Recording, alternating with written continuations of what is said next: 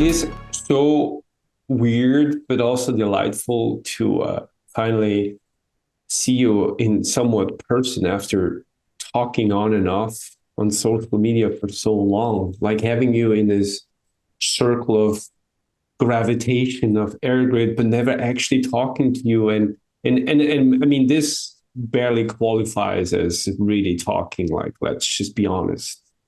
Both people on the Zoom call don't like Zoom. And yet, this is what we have to do, right, nowadays.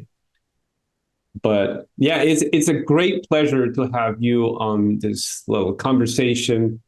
Will you please just quickly introduce yourself so I don't butcher any names or, spell Yeah, anything? no, of course. So I'm Triple Null. I make experimental music, and recently I've done a 180 from dark electronic into more chill, ambient, nature-inspired music, trying to find some peace as I'm at it.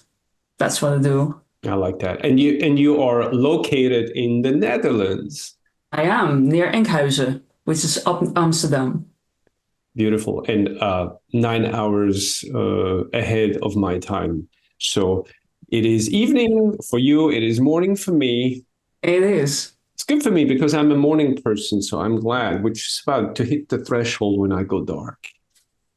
I'm just happy the day is almost over and I get to do my thing, which is talking to you. Love that. Yes, yes. And so what we do with this series on our YouTube here is I just reopened the YouTube channel to conversations with very interesting people. First and foremost, people, then artists, to talk about concepts that inspire their art and that other life that we have besides the music that we share with people. Because most of the time, all we see is just a Bandcamp page or a Spotify presence, but there's so much more going on to being an artist. And I would say, especially in times like these, there's frustration, there's anger, there's doubt, but there's also happiness and there's joy and frolicking and everything in all these mixes. And to talk to you, there's one thing that has always intrigued me about your social media presence is that first and foremost, you don't share a lot about the music making process, if anything at all. But you share, Used to. yeah, Used to. And it but felt so artificial doing that because I had to replay what I already had done. I yeah. thought there has to be a different way where I can show people what I'm about, but Hmm. not play a show just for views and likes. Yeah, like almost a little bit betraying yourself and Mm, creating this alternative persona that is fit for social media, not really fit for yourself. yeah. And obviously, I watched last episode with Black Moth where you guys talked about integrity. And it got me thinking, like, oh, I do think I'm on the right path on being what's integrity? So you say I'm integrated? No, Oh, I actually, whatever. so these are both English is not my first non-native language. Whatever, speakers I'm here. trying. So being in integrity, I guess. Yeah, Yeah. that. Anyways, so I'm true to myself. Yeah, that's what I want to say Yeah. with what I'm doing now because I'm just really frustrated with the black and white synth posts and like ooh darkness and ooh edgy. So I Yeah. thought I'm going to make the most peaceful, colorful post we've all seen on our feeds, and there's nothing happening except one analog photo and a Mhm. bunch of field recordings I did, and it does feel good. And in It's the just end, I me. mean, we gotta admit the way it feels is everything, right? It's in the end, it's just really how do we feel about it? Because Yeah, I think a lot of us overthink the process so much with regards to a result that we achieve in the world. What are people going to think, or are they going to like it, and is it going to lead to something? But all these things take away so much from our originality and authenticity, right? When we have to stage posts and stage, I think some people even stage entire albums, entire releases become staged at some point it's because just if you become a repetition of yourself, why are you still in the field? Yeah. I think it's just boring at some point. That's why I've done the whole 180. I almost thought of giving up Triple Null, like as a project, because I just couldn't do what I did before anymore. I started Triple Null because I was so frustrated, but I don't nearly feel frustrated anymore. I'm You just don't content. nearly, just a little bit. Of course, some level of frustration is always there, but it's who good. does it? It's good. Oh, A little bit. You it's a need a little bit of, drive. You just need a little bit of everything. You need a little bit of sadness to feel happiness, and the other way around. So there's no shame in still feeling things. I mean, Oh, you no, gotta no. know. Oh, by all means, I think that's what life is all about. But Yeah. not being owned by them, but rather owning the feelings. I think that is very essential. I just want to, I want to go back to what you just said, because incidentally, that's actually what I wanted to talk about today. Identity. As you know, there's always like one big word on which, the whole episode hinges. Last time was integrity. This time, identity. Identity. Identity. Such a big word. And I don't expect us to like solve the mystery of identity. But you said something just now that you were thinking about giving up Triple Null, which is an identity, as you were doing this 180 turn. Well, in a sense, I think your artist name is your brand. And you can change your brand, no problem, but you do have to do it carefully. It's not so much identity. Identity is the person behind the brand. The brand's just one of the outputs of the person. I could start another artist name. I don't care. That would be a separate identity, if you will. But it's more of a brand. It's one of the aspects that I am, and I am free to choose it through Triple Null or another artist name. But one could say that. Medium. But one could say that if the persona that you project into the world via a name is not aligned with the identity of the self, then there's a disconnect, and we become almost schizophrenic. Because we try to sustain a artist name or an artist persona we don't really care about. And we know that there are some artists who do that, artists that are very like mainstream, but they do that because it works and it pays the bills and some more, and it affords them then to also put out a persona where they can actually pour their heart into. And I don't know how healthy that is. I don't know. Like, I actually question it for myself because I've seen it, what it does in certain people, and in other people, not so much. But, ideally, I think we would love our self-identity to be all we have, so that, we can always give 100% of who we are into that artistic persona, and so that the people receive exactly who we are. But that depends on whether, like, how broad of your persona you want to portray into that particular project. You can, if you have, for example, you want to tell a single story about what happened in your life. The story that you're trying to tell is 100% true, and you can convey that. You can tell it as you please, as you think is authentic. But you might have changed as a person in the meantime. So the story that you're trying to tell may not represent anymore how you've grown since. And that's not a problem. You're just telling that story, and it does not mean that's not your identity anymore. It certainly has shaped you.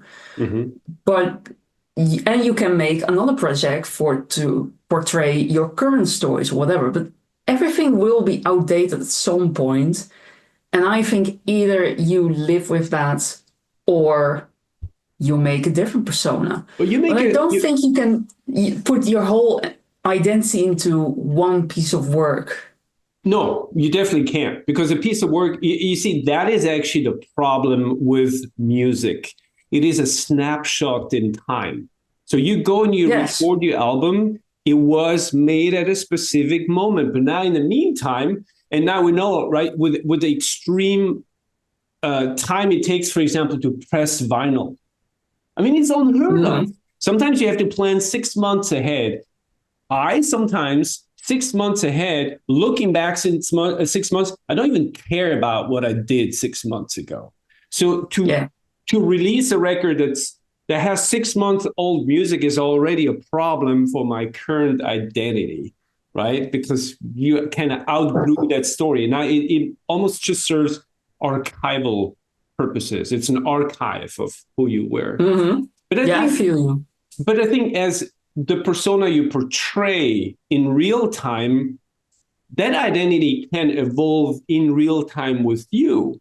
You know, like people like Tom York, for example, where I feel like he has an identity that has evolved along with his personal stories. Even though people sometimes criticize Radiohead for like, well, this album doesn't sound anything like before. Exactly. And it shouldn't. It shouldn't, because of exactly what you said.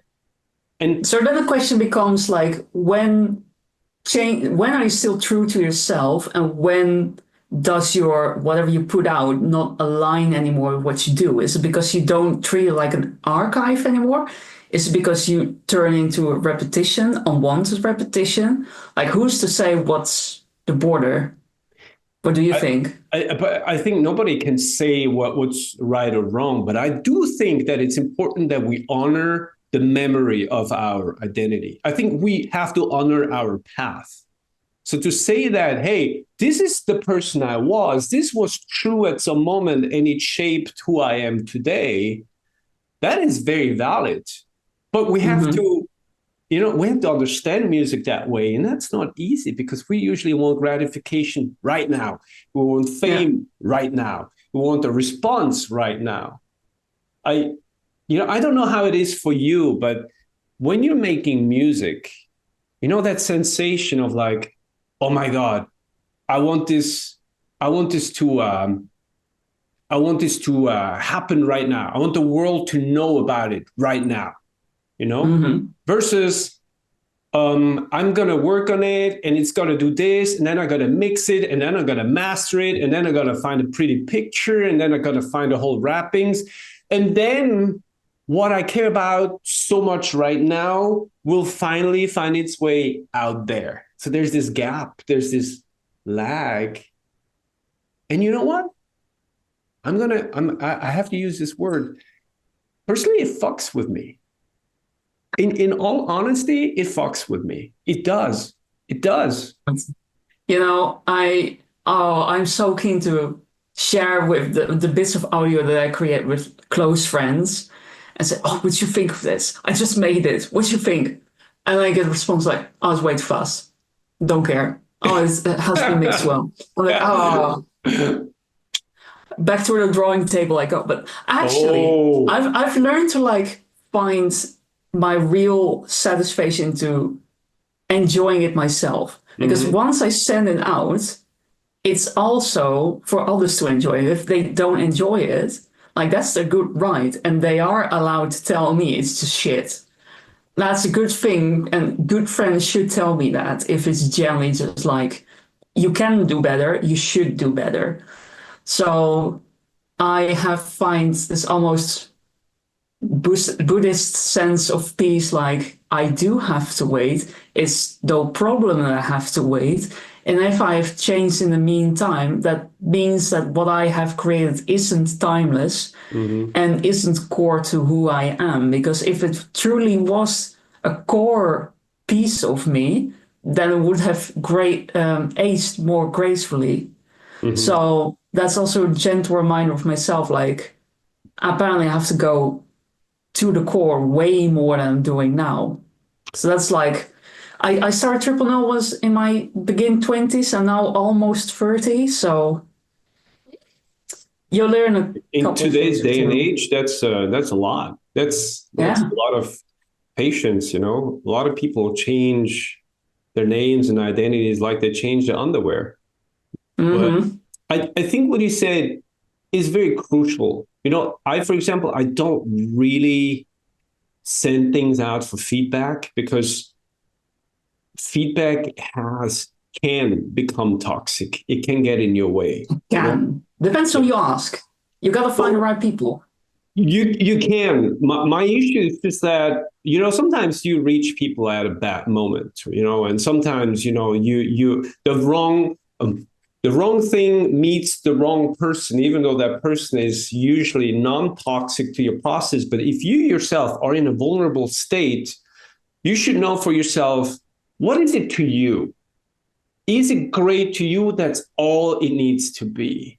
But once we turn to the outside for validation in the process, I fear a lot of the repercussion of, that cycle where we suddenly allow for someone else to become part of the creation.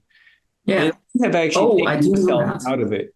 I only forward things that are near the completion stage, because otherwise I lose it. I'm like, I will delete everything. I'm that kind of guy. I'm like, okay, fuck this shit. This is going nowhere. Even though I felt like it was great. But suddenly that other voice is stronger than my own. You know what helps? My best friends are like Synthpunk and Silicon Empire and Glitchcase. And they're like us four. We constantly like critique each other's work, and we create like, we become the best version of ourselves because we constantly challenge each other. Like, you come up with this. Oh, I come up with that. What you think of that? And speaking about identity and stuff, I've been anonymous for such a long time. I mean, I'm a female in the music world. I either get told that my music is good for female, or you get constant praise because you're female. And I really wanted people to only judge my music. So that's why I thought, I'm first going to just put the music out and then tell who I am behind the music. Because otherwise I wouldn't get the proper critique I needed to improve. It's both. I mean, it's heartbreaking to hear, but at the same time, I know that you're telling the truth. I mean, it's just like that. Bias is so real in the process of communication and especially critique. And it becomes toxic when that bias becomes the critique. Like it really, and it's something, it's so deficient. It's not human nature. It's really something that we have allowed to take over the creative process where, well, show me who made the music and I will tell you what I think. Where art should really exist in its own right and be seen as such. Like, what does it do to you? Like, you listen to it, what memories does it bring up? Where do you feel it? What is the sensation? Not the context of, okay, well, tell me who made this, because the problem then is, of course, bias slides into it. Yeah. No, there's always two sides of the coin, right? I will now say, can you still listen to Michael Jackson music? I was about to ask the same thing, like an Austrian painter's paintings, would you still enjoy those, Yeah, it's that same question. It's a difficult one. It's the separation of the art from the artist. At first, I thought I can separate them, and now I don't anymore. I just generally don't know if you can, and that does make the question harder. Like, was I in the right to stay anonymous when I made my art, or because I don't know the answer myself. It's just, yeah. Well, whatever. you have to see one thing. You mentioned, for example, this whole doomy, dark, synth, black and white culture, subculture that we all got kind of pulled into and spewed around and whatever, right? And suddenly we're part of it, and we kind of don't want to because it does not describe who we are. And for me personally, it was a hard step to move forward and be like, I'm going to share myself on YouTube. I'm actually going to, I'm going to talk about things that are important to me. What I'm doing here right now is so uncool for the scene. Like, I'm not dark and ominous. I'm not mysterious. I'm not hiding behind like a weird name and never showing my face. And like, I'm just this weird entity that just spits out glitch music. But I think the scene needed that. So what? I really think the scene needed that because we're the realest out there. Like all the people I've spoken in the scene, they are so on board with what you and I are doing right now. Yeah. It's just we do it on camera. Yeah, but I think it's important. I think it's actually important that the people know. The people need to know that we care. People need to know, if they know who we are, and who we are goes so far beyond gender and race and ethnics and all that. We are in the fabric, in the deepest fabric of ourselves. We are emotions and thoughts and mindsets and energy and all that. This is the hope I have, that we can use for criticism and opinion creation and all that. If we could just see that, I would like to know what creates the urge in you to make music. I don't want to see the gender that makes music. I don't want to see the skin tone that makes music. I want to see what is the needs. What is the needs? And electronic music, to me, has that potential, but does not use it. It doesn't use it. There's so much. Yes. We often say, like, rap and hip hop is political and socially critical music. Music that is used to express social unrest and turmoil and all that, because you have the lyrics, right? You have the rhymes and all that. You have the energy in the music. I think it's not limited to a genre. I think any music can be a vessel. And we have to honor that. We have to honor those vessels as vehicles to transport that energy that we hold within, and we should be seen as that energy. It's my opinion. It's your opinion, but I agree. Though I think we've gone a bit stale in what vessels we use, and that's why I'm trying to break free from the scene, and which seems so disrespectful because I'm heavily tied to the scene. It's just, I think we need to explore different ways, maybe within the scene, maybe besides it, to express those opinions. So I really encourage to everyone in the scene and outside to come together and exchange new ideas, because right now we're just running in circles. Oh yeah. It's running itself into the ground. And we know it. Spotify doesn't work anymore. Bandcamp barely works. Instagram is definitely just, a shit show. It's all just... If you're like full-time musician, that's horrendous. Horrendous situation. The most freedom I have is right now working a full-time job that hasn't got to do anything with music, leaving me with free time to do what I want on my own terms, in my own tempo. Totally not commercially viable, but I do what I like. Yeah.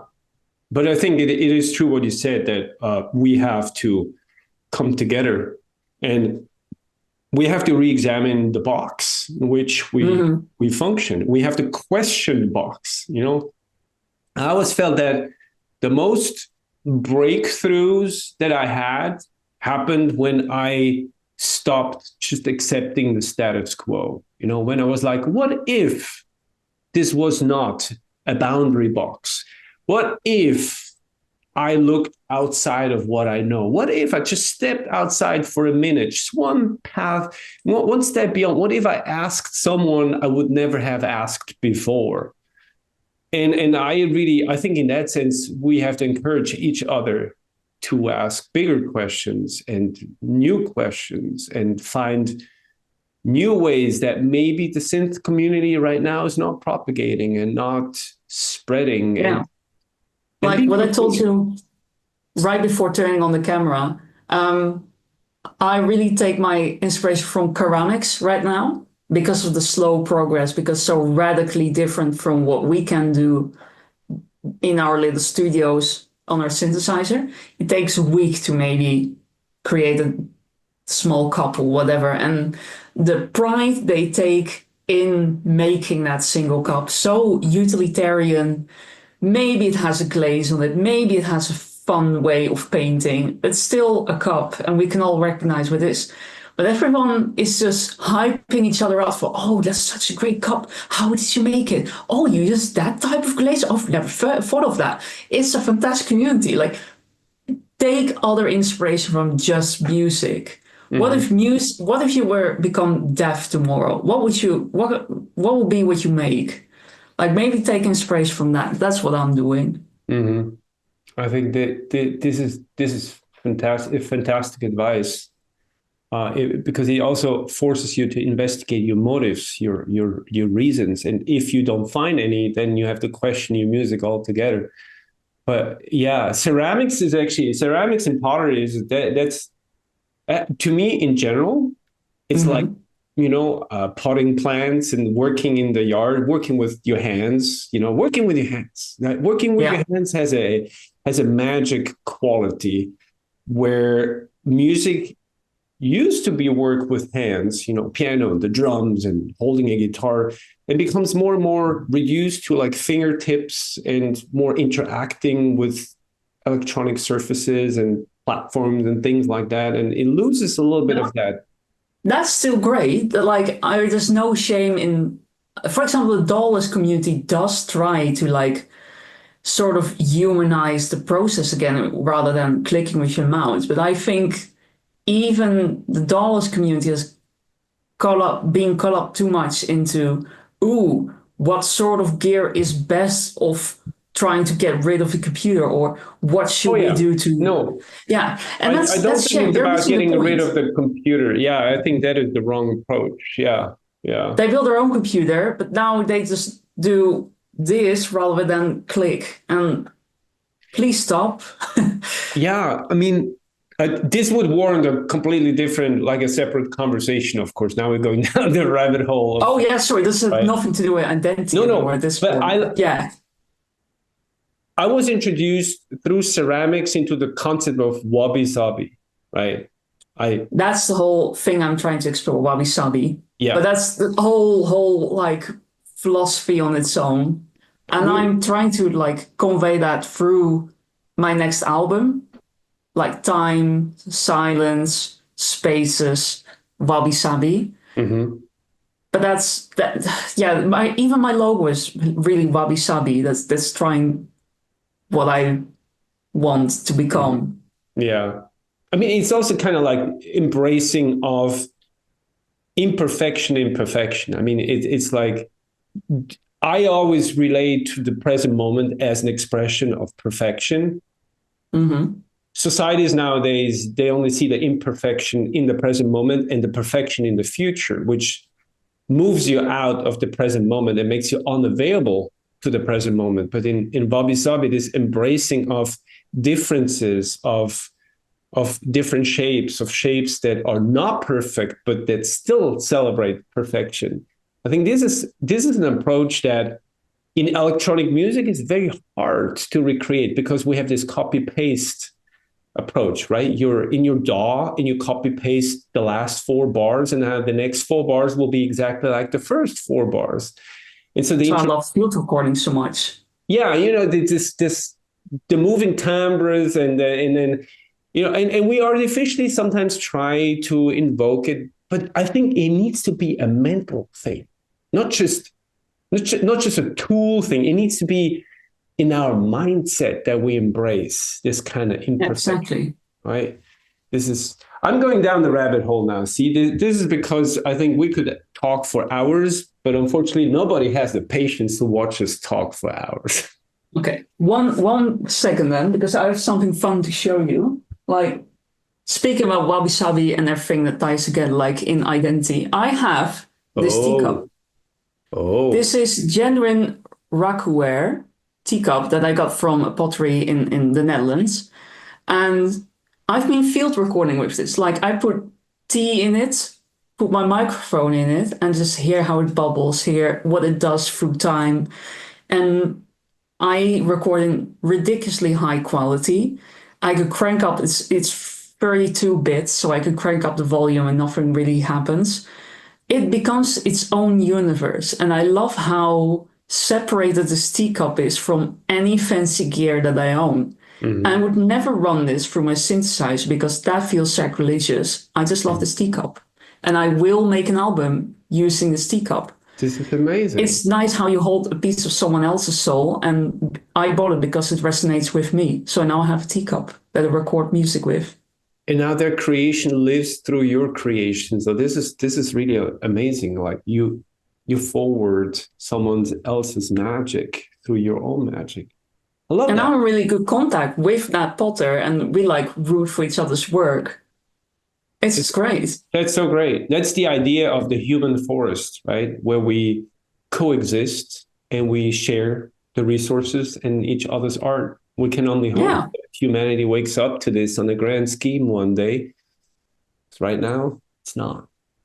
I doubt they will. Like the majority will always be people that push society forwards, I think. Yeah. Is this part of the album you're working on right now, or is this yes? Oh, so that's something upcoming. What is the timeline on that? Difficult. Oh God, I want to I started this project a year ago.